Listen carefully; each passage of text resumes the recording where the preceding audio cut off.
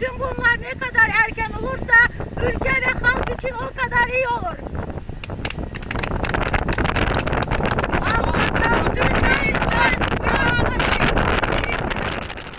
Мурат Ниязов Мухамедов и будущие диктаторы Сердар и Керим Бердмухамедовы, сестры и племянники, и Тухур, почему их мать молчит? Из-за них мы все бездомные. Мы хотим целовать и обнимать наших близких и держать их у груди, радоваться нашей жизни.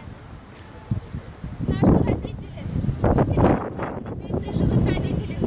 Наши дети потеряли своих родителей, стали сиротами при живых родителях. 55. Запомните эту цифру. Это позор туркменской власти и туркмен нации.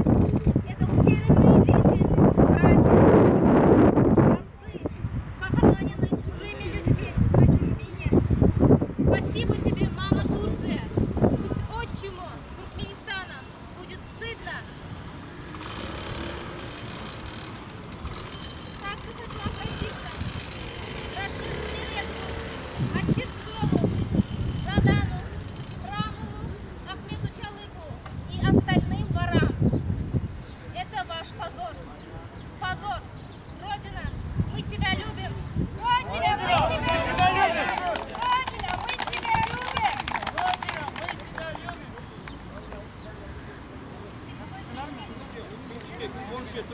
Türkçe konuşmaya çıkın. Anlasınlar. Kamerayı kapatın. Polis geliyor. Kamerayı kapatın. Gelsin.